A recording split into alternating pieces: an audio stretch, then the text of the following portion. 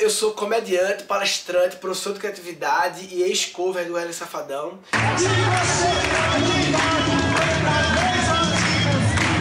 E eu criei essa série de 3 episódios para compartilhar a minha visão de quais são as 5 habilidades mais importantes para o mercado de trabalho atual e principalmente para os próximos anos. E além de falar quais são as 5 habilidades, quero também te ajudar a como desenvolvê-las.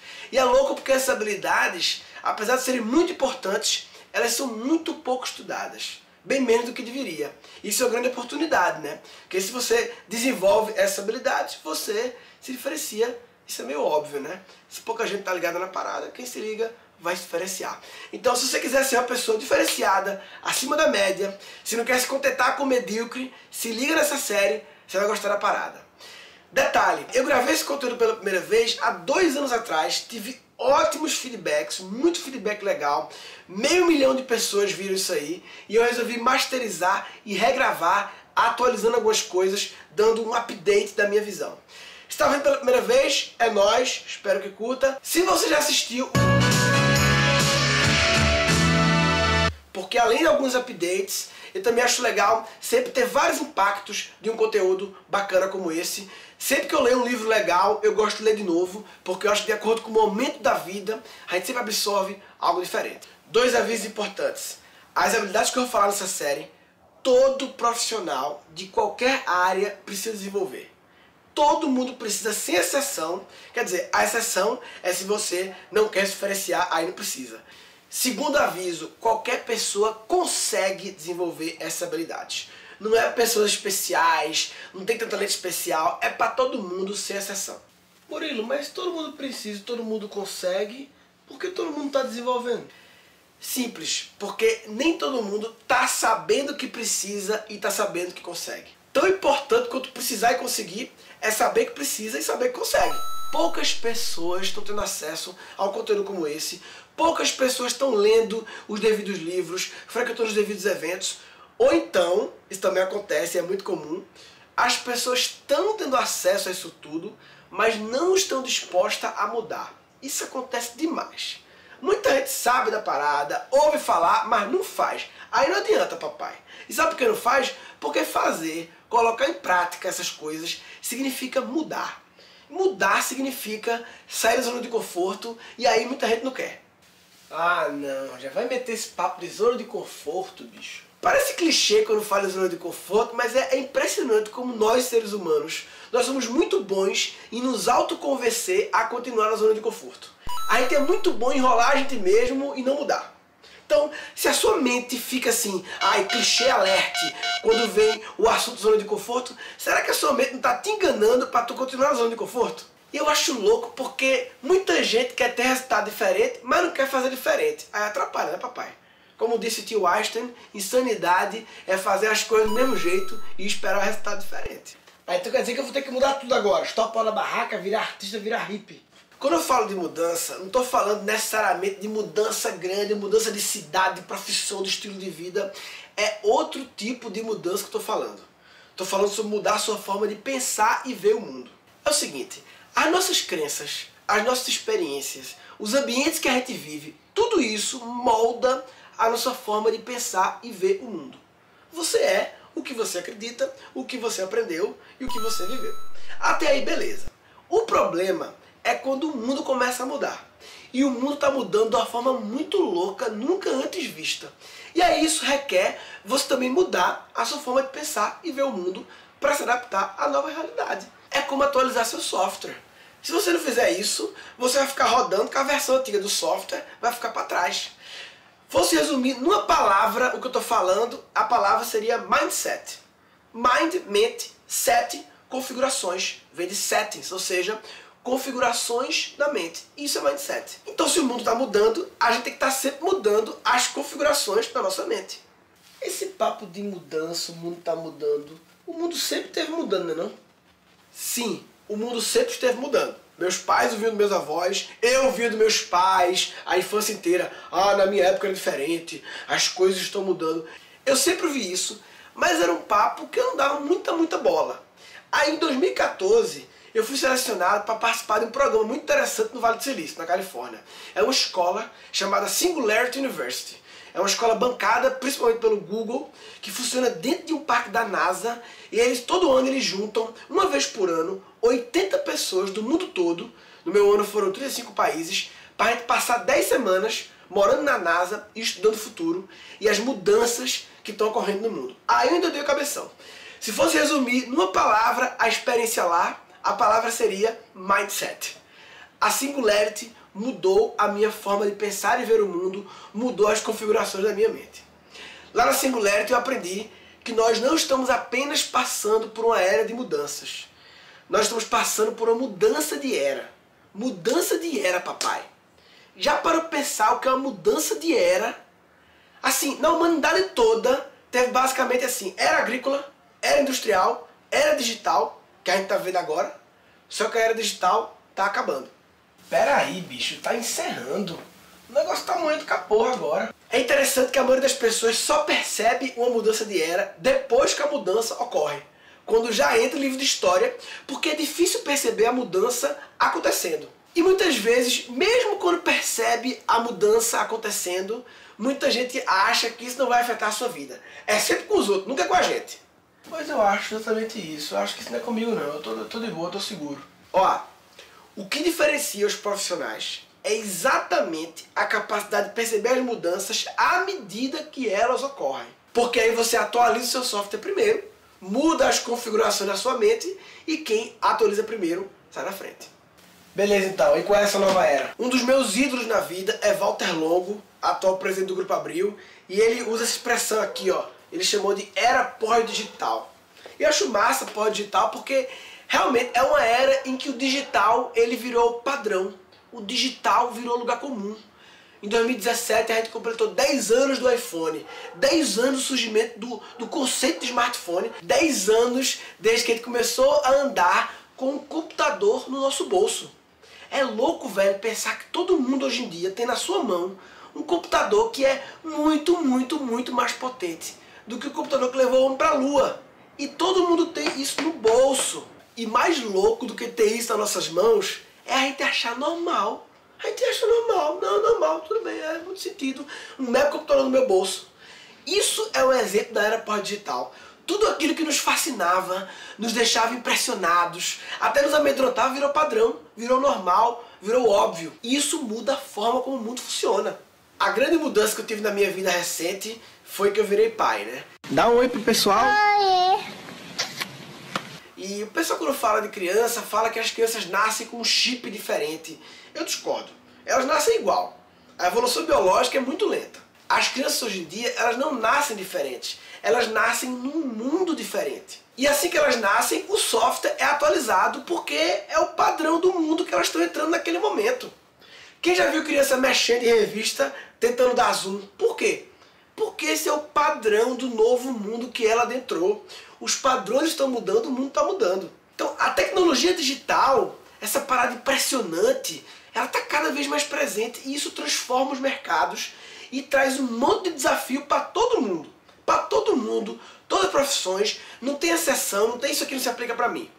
O pessoal adora inventar desculpa para dizer que a sua área, a sua profissão não está ameaçada pela mudança. Mas é todo mundo, papai. É advogado, é médico, é professor, jornalista, engenheiro, arquiteto, designer, programador, publicitário, contador, empresário, servidor público também. O mundo está mudando para o governo também. É para todo mundo. Tem que atualizar o software. O que fez você chegar onde você está hoje não é o que vai te levar para o próximo nível.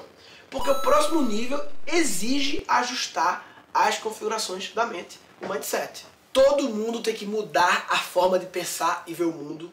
E é exatamente isso que eu venho trabalhando como professor nos últimos anos. Já nas primeiras horas, minha vida sofreu uma transformação incrível. Eu acho que o curso trouxe toda essa transformação interna, da gente ir em busca de mais informação, de sair da caixinha mesmo. Mudança de mindset, assim, absurda. Mudei muita coisa aqui na minha vida. Não tem como você fazer uma reflexão dessas, de autoconhecimento, de ir lá para trás e não sofrer uma transformação. Ela te transforma, é inevitável. Essa série, Habilidades do Futuro, está dividida em 3 episódios. Esse primeiro episódio é a minha visão sobre o futuro. Segundo episódio, as 5 habilidades do futuro. Terceiro episódio, como desenvolver essas habilidades e por onde começar. Então a partir de agora, foco total, papai. Foca em mim! Desliga aí o Spotify, esquece o Zap Zap, desliga a TV. Se tiver no computador, fecha o Xvideos, a janelinha, foca nessa parada aqui, que eu acho que você percebeu já que é um papo importante. Bem, antes de tudo, eu preciso explicar por que diabo eu tô falando essas coisas. Esse papo de habilidade, futuro, de NASA e tal. Então eu vou resumir como eu cheguei nessa visão, nessa teoria, contando um pouco da minha história. Se você já ouviu muito a minha história por aí, não aguenta mais ouvir, tamo junto, não aguento mais contar, mas é importante contar, é importante contextualizar. Seguinte, a maioria das pessoas me conhece como comediante. Eu passei quase 10 anos viajando pelo Brasil, fazendo show de stand-up, especial pro Netflix, muita coisa pro YouTube. Apresentei programa de televisão no SBT, no Comedy Central, no Multishow, além de um bocado de participação em outros programas. Eu comecei no humor em 2006, mas o que nem todo mundo sabe é que antes do humor eu já tinha 10 anos de outra profissão. Porque em 96, quando eu era adolescente, comecei a trabalhar com internet, estava começando no Brasil a internet, e eu criei na época um site bem simples, mas que ganhou 2 vezes o prêmio de melhor site pessoal no Brasil. Eu fui até entrevistado no Jô Soares para falar do site. Aqui na internet eu vou começar com Murilo Gun Araújo. É pra cá! Eu sei que surge a curiosidade de saber o que tinha de especial no meu site, né? Você teve aqui, você tinha 13 anos. 13 anos, foi. E o que tinha de tão especial no teu site com 13 anos? Na verdade, meu site era um portal de entretenimento, né? Site pornô. Com 13 anos? Eu escaneava as fotos da Playboy. E na época a Playboy não tinha site. Então assim, se quer Playboy, vem comigo, papai, sabe? Eu concentrava a Playboy no Brasil no site. Era isso que tinha no meu site, Playboy da Carla Pérez. Eu comecei muito cedo a empreender coisas. Em 99, eu concluí o primeiro ano do ensino médio, larguei a escola para abrir uma empresa chamada Bit, que era para produzir homepages para empresas. Foi uma das primeiras empresas desse tipo lá em Pernambuco. Murilo Gun Araújo tem 16 anos e já é empresário. A gente também criou projetos próprios, como Peça Comida, que era tipo um iFood, lá em 99, só que o pedido via fax e pager. Era gambiarra. O bom apreciador de comida e sem querer perder tempo, Murilo Gun Araújo criou um site em causa própria. Mas, como ele, 350 pessoas já estão cadastradas no Peça Comida. 350 pessoas, sucesso, hein? Nessa época, com 17 anos, nós captamos R$1 milhão de investimento. O salário mínimo na época era R$120. Esse dinheiro foi para tocar esse projeto Peça Comida e outros projetos. A gente chegou a ter 40 funcionários, virou um negócio grande. E na época eu percebi claramente que tinha uma grande mudança ocorrendo no mundo. E eu tratei logo de atualizar meu software para essa nova era, né? E além disso, eu resolvi dar aulas e palestras naquela época para ajudar as pessoas a atualizarem o software delas. Ele ainda tem espinhas no rosto, mas quando ele fala, merece o respeito e a atenção dos mais experientes aos mais tenros da plateia. Ele é Murilo Gun Araújo, um jovem de apenas 16 anos. Aí em 2000 teve o estouro da bolha da internet, o dinheiro acabou, os investidores fecharam a torneira e a gente quebrou. Aí eu fiz supletivo. Supletivo? Entrei na faculdade de administração de empresas. Na faculdade virei sócio de outra produtora de site, que acabou virando meu negócio durante a faculdade inteira e durante o MBA que eu fiz em gestão de negócios. Então durante uns 7 anos da minha vida, a minha rotina era simples, era funcionário, cliente, prazo, projetos, sócios, a equipe, e vai lá, presta serviço, arruma cliente e tal. Em certo momento eu percebi que eu estava vivendo uma vida meio em loop. Sabe, uma vida repetitiva, uma vida que todo dia era a mesma coisa, as mesmas coisas acontecendo. E eu comecei a filosofar, porra, será que vai ser assim? Será que eu vou gastar minha única vida num loop infinito de coisas repetidas que acontecem? Será que eu não posso fazer algo mais legal da vida, já que é a única que eu tenho? E foi aí que eu percebi que eu estava com um problema, quando eu fui diagnosticado em 2006 com a Síndrome da Vinheta do Fantástico. A Síndrome da Vinheta do Fantástico é um tipo de DPPD, distúrbio psicológico pós-digital, que acarreta as pessoas que no domingo sofrem ansiedades em função da segunda-feira que está por vir. Ela é globalmente conhecida como Síndrome da Vinheta do Fantástico e universalmente conhecida como Síndrome do Domingo Espetacular. E eu fiquei pensando que eu não quero sofrer disso pro resto da vida. Eu não quero sofrer de SVF até aposentar e aí eu fico livre. Eu quero mudar logo, meu amigo, mudar já, chega. E aí um fato que mudou a minha vida foi quando eu fui eleito para ser o orador da turma da minha faculdade. Não fui eleito porque eu era engraçado, porque eu não era engraçado, não fazia nada de comédia, eu era um empresário, mas eu era um cara desenrolado, amigo da galera, me chamaram para ser orador, eu pensei, pô, para ser orador tem que ser engraçado, papai. Aí eu comecei a estudar na internet por que as pessoas riem.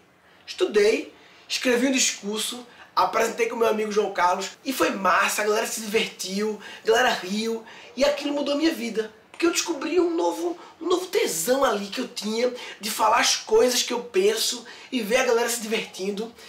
Quando acabou a colação de grau, meus colegas saíram pensando assim, agora eu sou administrador. E eu saí pensando, agora eu sou comediante, papai. Como disse lá no discurso meu amigo João Carlos, sucesso é o encontro da competência com a oportunidade. Pois eu tinha acabado de descobrir que eu poderia desenvolver a competência da comédia e tinha uma oportunidade. O stand-up comedy estava começando no Brasil e foi assim que eu comecei na comédia. Aí passei 2 anos criando coragem, né? E saí da empresa, mudei a minha vida completamente e virei comediante profissional. Aí depois de uns anos no humor, me convidaram a dar palestra contando a minha história, como eu criava as piadas, e eu percebi que o humor poderia ser mais útil do que eu estava utilizando. Seria mais útil se ele fosse utilizado como uma ferramenta para entregar conteúdo. Ou seja, não o humor como produto final que eu entrego, mas o humor como um meio para entregar um conteúdo. E aí comecei a fazer palestra divertida, evento TEDx do Brasil, atendi um monte de empresa e de novo mudei de vida, virei palestrante profissional. Eu nunca fui muito de ficar pensando no futuro muito longo e tal, era mais o próximo ano. Só que eu gosto muito de ler, como vocês podem ver aqui, e aí eu li esse livro aqui, Abundância. Nem tinha sido lançado no Brasil ainda. É um livro que fala sobre o futuro, numa visão otimista. O futuro vai ser melhor do que você imagina. Em vez de falar de catástrofe, de guerra, ele mostra como a tecnologia digital, como essa era pós-digital, pode fazer o mundo melhor. E esse livro falava muito dessa escola chamada Singularity University, que fica lá no Vale do Silício e que junta esse grupo de pessoas todo ano para estudar o futuro. O autor do livro, o Peter Diamandis, é um dos donos da escola, né? E a princípio, quando eu vi falar dessa escola, eu pensei, porra, deve ser louco esse bagulho, hein? Não é pra mim, mas deve ser louco. Aí depois eu pensei, não, por que não é pra mim? Eu sou abusado, eu gosto de pensar grande, quem sabe, né? Aí eu pensei, pô, eu trabalhei em tecnologia lá, sou comediante, parada meu sexo assim, vou aplicar. O máximo é receber ou não, fiz uma aplicação legal, uma aplicação diferenciada e os cabos me aceitaram. E aí eu tive uma experiência incrível, incrível, bizarro. 10 semanas morando com a galera totalmente fora do padrão. Aprendi muita coisa, inclusive inglês, que o meu inglês era péssimo. E pra mim foi um grande desconforto ir pra um lugar sem falar o idioma direito. Eu era o pior que falava. But the second time I have control the match. Control the match by keep playing the left, the right, in the middle. Have one best opportunity for score. Mas no fim das contas, deu tudo certo. Foi uma experiência incrível, incrível. Lá eu montei uma empresa, montei mesmo, legalmente, registramos uma patente com o meu grupo, a gente desenhou um aparelho auditivo inteligente para idosos, a gente ganhou com esse projeto o campeonato interno, Startup Weekend, melhor projeto, fui eleito o orador da turma e fiz um discurso histórico lá no Computer History Museum, o grande palco do Vale do Silício, mais de 500 pessoas, foi do caralho.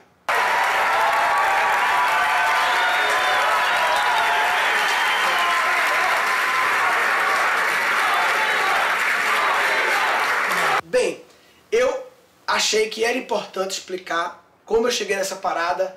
Vamos agora falar de futuro. Lá na Singularity, um dos assuntos mais falados era como a inteligência artificial e a robótica vão impactar o mercado de trabalho. Eu morei lá em 2014 e 2 anos depois, em 2016, fui de novo lá para o Global Summit e o principal assunto continuava sendo esse. Como a inteligência artificial, a robótica estão mudando o mercado de trabalho. Eu sei que parece um papo meio ficção científica, inteligência artificial, robótica e tal, não sei o que.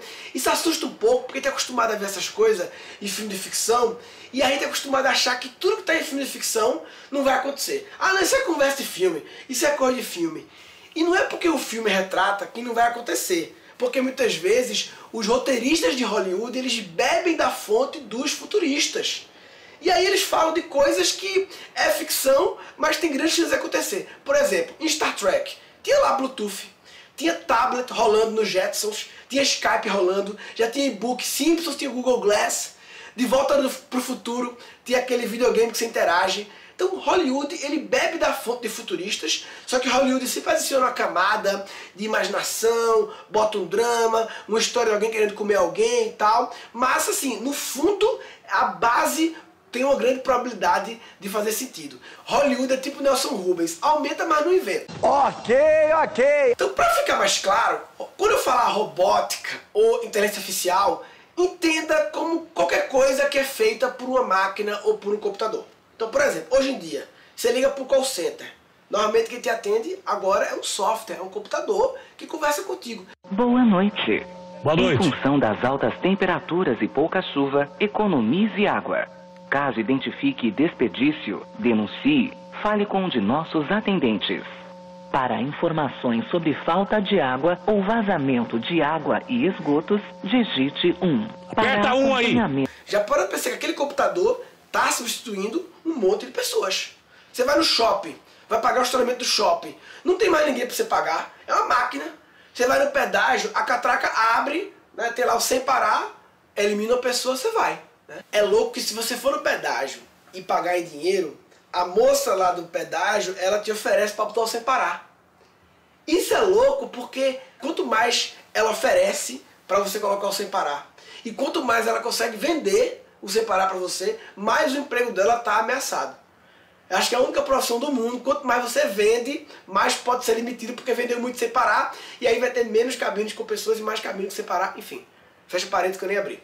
A tecnologia é uma parada louca porque assim, tem coisas que ficam tão onipresentes, que viram tão padrão, que a gente nem percebe o quão elas são fodas.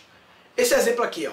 O século XXI já chegou. Esta é a sensação que você tem ao entrar numa agência de um grande banco, onde o computador conversa com você.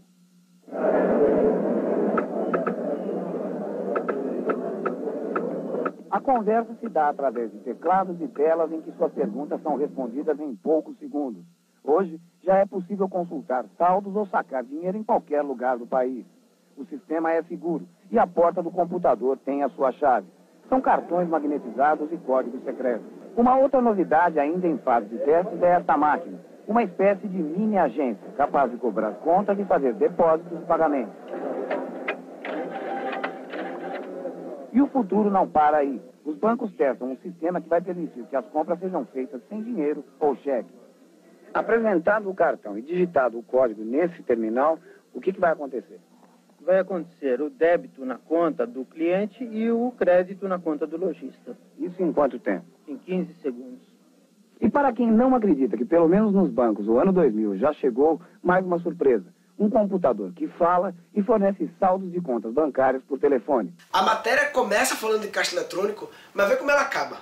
Depois de ver todas essas novidades, resta uma velha pergunta. A máquina está tirando o emprego do homem? Muito incrível, né? Essa matéria é de 83, o ano que eu nasci. Isso me faz pensar como vai estar o mundo quando a minha filha, que hoje em dia tem 2 anos, tiver a minha idade. Há 2 anos atrás, eu não conhecia nenhum exemplo disso no Brasil. No aeroporto de Londres, eu fiquei impressionado. No aeroporto de Londres, a livraria não tem caixas. Todos os caixas, as pessoas que elas mesmas pagam, e fica só um segurança monitorando 10, 15 caixas. Ou seja, em vez de 15 funcionários, apenas um funcionário. E aí, de 2 anos pra cá, meu amigo, um monte de exemplo apareceu. E pode anotar, daqui a pouco isso vira padrão. Daqui a pouco isso vira normal. A gente nem mais para pensar que tá interagindo com a máquina, uma parada que antes era de uma pessoa que fazia. Por exemplo, qualquer máquina, vocês vendem machine. Uma vending machine é um robô. Não é um robô humanoide, mas é um robô. Você aperta o botão, ele abre um negocinho, o chocolate cai, né? Mas a gente acha normal, já virou padrão. Quando eu morei lá no tempo, lá no parque da NASA, eu lembro toda vez que eu saía do parque lá, eu saía pouco, porque a gente ficava com a noia de sair, perder alguma coisa legal que acontecia, mas enfim, quando eu saía, eu sempre via um carro autônomo do Google, aquele carro que dirige sozinho. A gente sempre via por ali, achava o máximo, meu Deus, que louco e tal, ficava procurando os carros. E aquilo nada mais é do que mais um exemplo de um software, de uma máquina fazendo a atividade humana que é dirigir, né? E parece que a conclusão é que depois de 200 anos que inventou o carro, agora vamos perceber que a gente não é bom em dirigir. Dirigir é uma tarefa repetitiva, padronizada, você pode delegar para um software para ele fazer muito melhor que você, com menos acidente e com mais eficiência. A gente está discutindo no momento esse negócio de Uber versus táxi. Treta grande vai ser quando o Uber vier sem o motorista. Aí vai ser treta maior ainda. Talvez a minha filha nunca tenha que aprender a dirigir. Não precisa. É uma habilidade que vai tornar, a não ser que seja por prazer, mas não tem mais necessidade. Um outro segmento com muito impacto, né? Segmento de construção civil, né? Tinha colegas meus da Singularity que estavam construindo lá um protótipo de uma impressora 3D de casa para poder imprimir uma casa roboticamente. De 2 anos para cá já tem um monte de coisas dessas acontecendo e daqui a pouco vira mais um padrão. Essa parada é real mesmo, mas eu acho que é para profissões mais operacionais, né? Você acha isso mesmo? É não, papai. Na primeira versão da minha série, eu mostrei uma matéria da Veja que mostra textos sendo escritos por uma máquina, um algoritmo capaz de escrever matéria, notícia, romance, muito louco. Lá na Singularity eu conheci uma startup chamada Narrative Science, que tem um software que escreve as matérias do site da Forbes e de outros veículos, ou seja, jornalista, uma profissão que a gente nunca imaginaria que estaria ameaçada por um software, pode sim estar ameaçada. E é louco quando eu vejo jornalistas de verdade escrevendo matérias falando sobre essa startup, o quanto ela é foda, ou seja, o próprio jornalista divulgando o que pode tirar o trabalho dele, é tipo o esquema da moça sem parar. Até o mercado de idiomas e tradução pode estar ameaçado. Eu me lembro que em 2013, antes de ir para a Singularity, eu fazia no meu YouTube uma sériezinha em que eu lia jornal e comentava o futuro das coisas. E na época, ver qual foi a minha visão de futuro para os idiomas. Cria-se um esquema de aprendizagem personalizada, machine learning, ou seja, o meu aplicativo começa a entender melhor o jeito que eu falo, à medida que eu falo com ele, começa a perceber o sotaque e cada vez aprimorar. E esse aprimoramento fica na nuvem, de modo que em qualquer aplicativo que eu usar e acessar essa nuvem, ele vai ter o meu padrão de fala reconhecido. E aí imagina, em vez do aplicativo ser no celular, ser uma espécie de um fone de ouvido aqui, que você fala e ele se conecta Bluetooth com o fone de ouvido da outra pessoa e ela já ouve no fone de ouvido no idioma dela. E as pessoas podem conversar sem precisar saber o outro idioma. Viajei? I don't think so. Alguns anos depois, isso surgiu. E pode ser que um dia não faça nem sentido a gente aprender tantos idiomas se a gente tem uma parada que traduz qualquer idioma pra gente. Cara, eu enxergo assim como se existisse assim, uma lista fictícia das habilidades humanas que os computadores não conseguem fazer. Só que do tempo pra cá, todo dia, parece que estão arriscando algumas coisas porque o computador passa a aprender a fazer.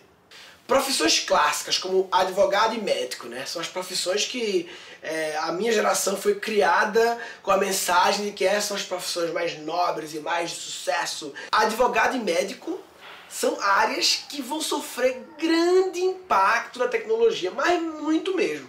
Um software consegue analisar milhões de processos, cruzar com as jurisprudências, cruzar com as leis de todo mundo em poucos segundos e já sugerir uma decisão para um caso. Mas como é que é? O robô vai chegar no juiz, vai argumentar com o juiz, persuadir o pessoal, Velho, não quer dizer que a tecnologia vai tirar todos os empregos de todos os advogados do mundo. Não é, quase nenhuma profissão vai acabar completamente.